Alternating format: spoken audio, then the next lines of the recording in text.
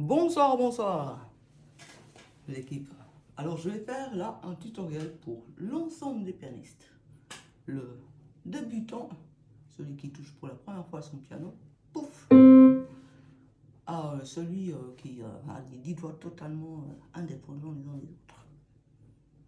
Et qui en joue depuis toute sa vie, 50 ans, je sais pas. Non, je pense pas qu'il y ait des gens qui jouent depuis 50 ans du piano dans l'équipe.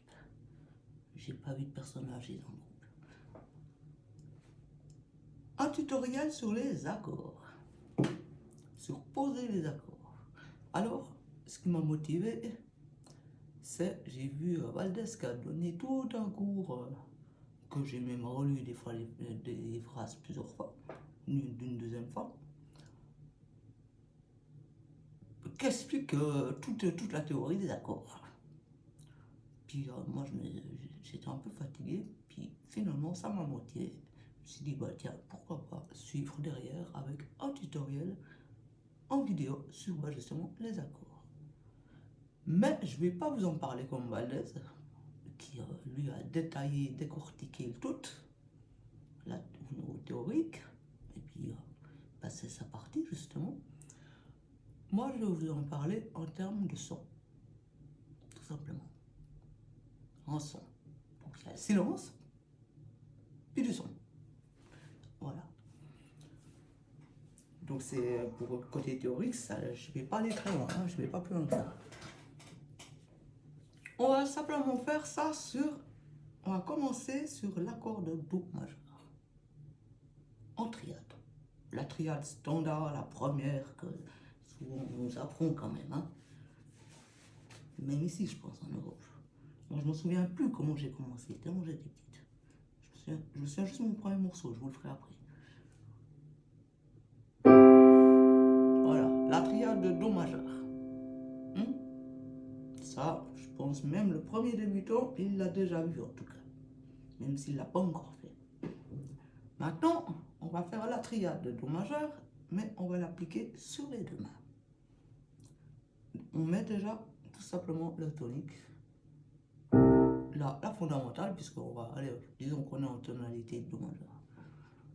La fondamentale sur Do à l'octave. À l'octave, donc c'est-à-dire doublé à un intervalle d'un octave. Et on écoute. Mettez ceux comme une pédale sustain là, comme moi. Mettez la pédale sustain pour que ça fasse une soupe de bruit.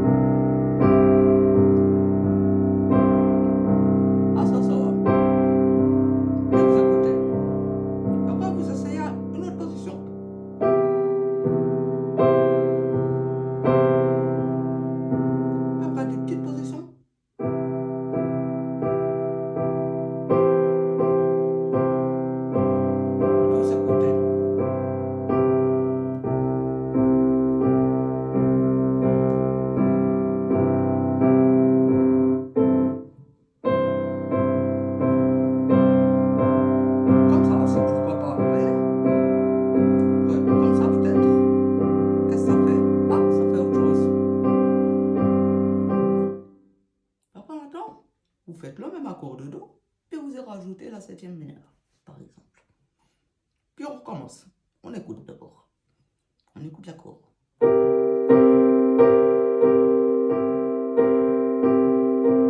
en cours.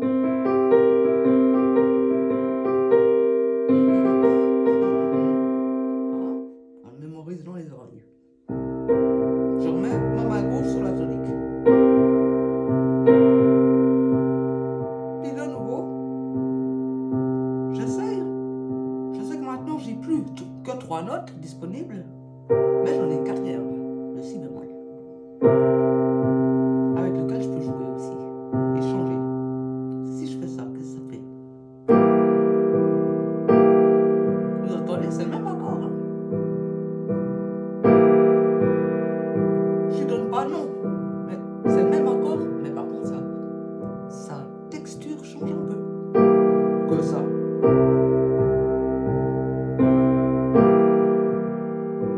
Après vous essayez une autre position.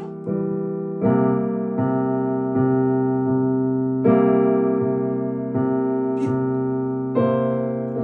c'est comme un Tetris ou un jeu de logique. Vous essayez des positions que vous n'avez pas essayées avant, vous écoutez. Et vous verrez qu'il y a des positions qui vous plairont. Ou qui vous paraîtront incomplètes, ou bizarres, ou peu importe, mais qui vous suscitera justement des émotions. Et vous pourrez apprendre à enfin utiliser ces accords sans réfléchir si on est avec une 9e, une 13e, une 11e, la 12.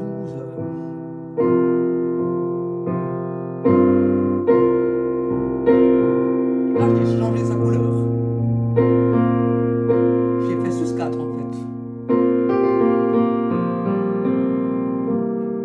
Retour normal.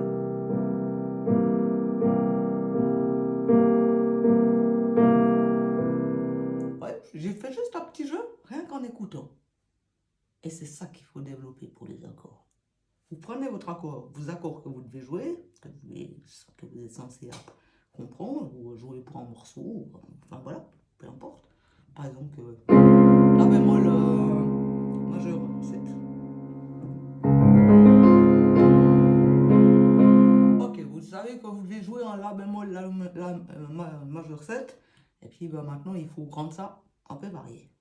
Hein, disons que c'est ça votre ordre de marche, je sais pas comment on peut dire.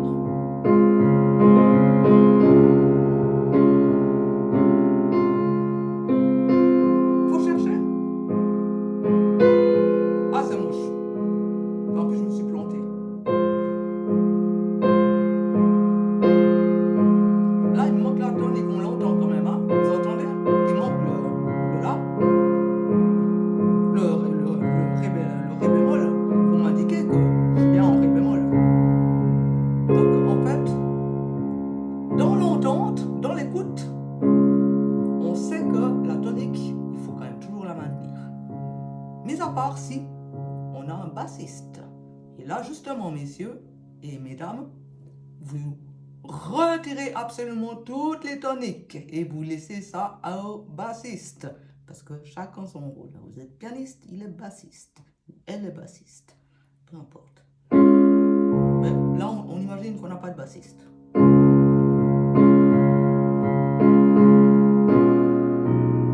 Ah, ça passe.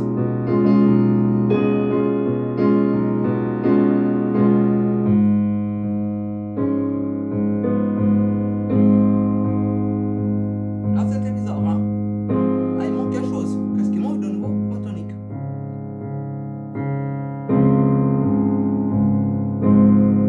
Ça peut faire peut-être pour un petit moment silencieux au jazz.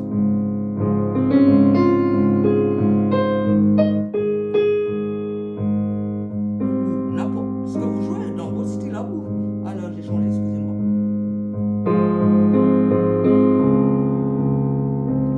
Alors on écoute. Et après on essaie d'autres positions, mais les mêmes notes pour rester, pour faire le même accord. Hein. Ça c'est moche carrément. Voilà. Une super combinaison très moche. Qu'est-ce que vous en pensez? Moi j'aime pas. Donc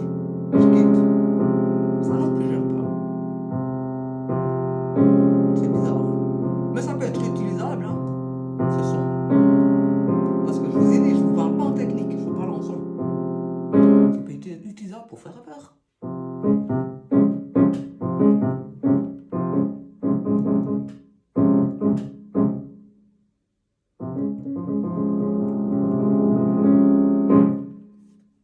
Pourquoi pas? C'est tellement étrange. Pourtant, on est toujours sur l'accord de Ré bémol majeur. Et j'ai pas utilisé d'autres notes. Mais j'ai simplement, comme un jeu de maths, j'ai changé la position de mes doigts pour faire les mêmes notes. Et comme moi j'ai 88 touches, certains on a un petit peu moins, mais comme on a en moyenne, normalement un piano 88 touches, on a 88 touches pour faire cet accord.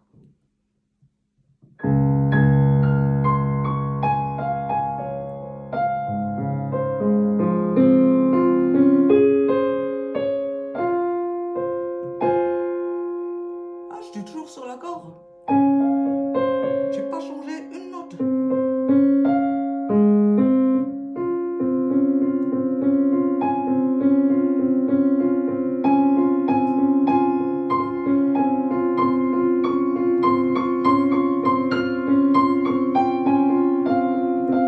Là, je me suis trompé.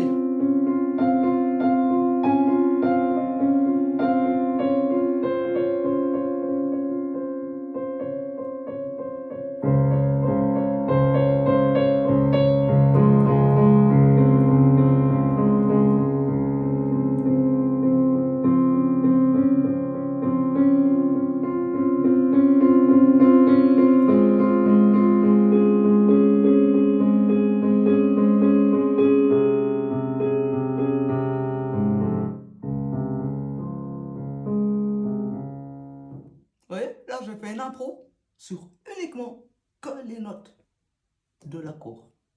Je ne suis pas allé chercher ailleurs. J'ai rien fait d'autre. Donc, c'est-à-dire qu'il suffit de mémoriser son accord, à la base, qui est celui-là, Ré bémol majeur 7. Ok, alors on se dit, il y a celle-là, celle-là, celle-là et celle-là. Voilà, maintenant, on a mémorisé. Après, on s'amuse dessus, mais pas que là, sur l'ensemble du clavier. Et c'est ça qui fera qu'après, vous ferez des 9e, des 13e, comme là, si maintenant un théoricien comme Valdez essayait d'aller déplier en théorie tout ce que j'ai fait, mais il y aurait 4 pages à écrire. Parce que c'est pour ça que je suis nul en théorie. C'est parce que c'est long à expliquer. Mais il y a des gens qui ont la patience, justement, chacun son truc. Alors c'est ça, le principe de les slash, les machins, tout ça, toutes ces combines. Ben, c'est de s'amuser sur sa séance, c'est slasher du coup, si on veut parler en théorie.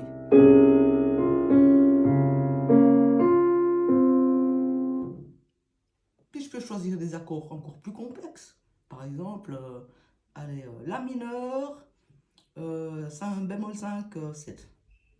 Alors, je le déplie. Là, c'est Do, Mi bémol, j'ai dit 7. On va y rajouter la 9e. Ça vous va? Une 9e diminuée avec une bémol. Non, diminuée. Voilà, alors on mémorise maintenant que, pouf, on a cette note, qui est noire. On se la souligne dans la tête. Cette note et celle-là. Aussi noire, les deux noires. Elles sont là. Elles sont là, elles sont là, elles sont là. Et maintenant, vous laissez aller vos doigts sur ces notes-là. Puis vous écoutez. Vous écoutez et plus vous écouterez, plus vous remplirez votre banque justement de sons d'accords. Et plus ensuite la formation automatique que vous ferez sur n'importe quel chant de vos accords sera harmonieuse et belle. Parce que vous aurez en vous cette bibliothèque. Mais ça prend du temps, il faut la créer. Il faut s'amuser sur les accords. Puis il faut rester dans le plaisir de s'amuser. Ben justement, s'amuser. Hein? Ah non, maintenant j'ai dit quoi? J'ai dit La mineur.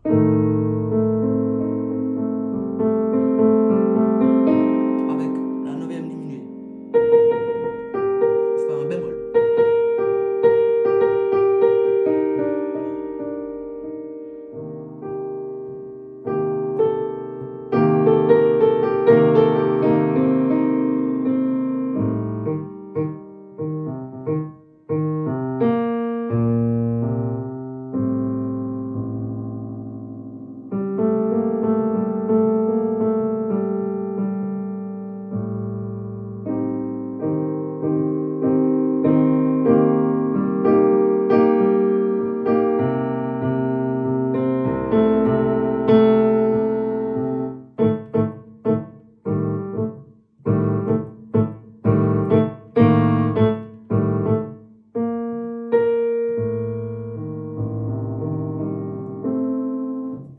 Voilà, c'est ce que l'accord m'a inspiré. Mais c'est le son qui m'inspire. Puis du coup, ben, comme vous ouvrez vos oreilles, ben, le son va vous inspirer automatiquement de créer. C'est comme des maths, comme je vous dis, c'est des combinaisons ouvert, fermé, fermé, ouvert. Puis chaque fois, vous changez la combinaison de vos doigts. Il ne faut pas penser en main droite, main gauche. Pensez au nombre de doigts, vous en avez 10, comme normalement. Puis même si vous en avez 9, c'est pas grave, ça change rien. Voilà, puis on s'amuse à mettre ces 10 doigts sur cet accord, peu importe où. Là, je choisis comme ça. Là, ça sonne bien, par exemple. Bon, je savais, là. Depuis le temps que je le fais. Avec la 9e, là, pourquoi pas, on va.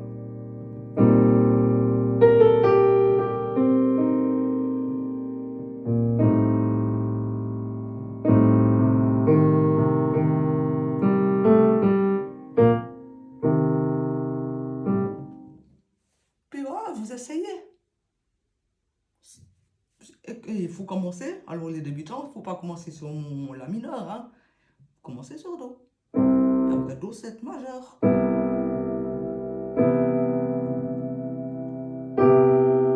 Ou Maj 7. Ou Do, comme j'ai expliqué avant. Puis après, gentiment, vous complexifiez, puis vous allongez votre accord. Par exemple, maintenant, on va prendre Do, celui-là. C'est totalement diminué, je crois que ça s'appelle, celui-là.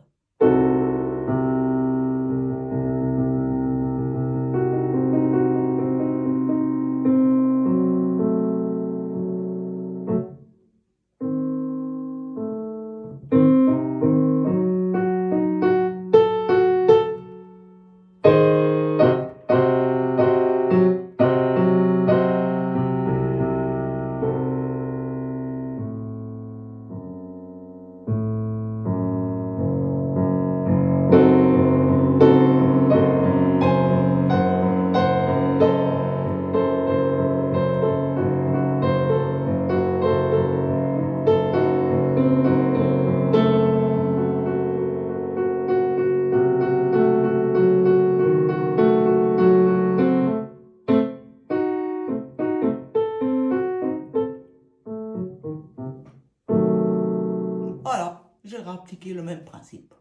Et ça fait que on fait plein de renversements, oui, de slash, et de trucs, et de plus 11, plus 13, moins 12, sus 4.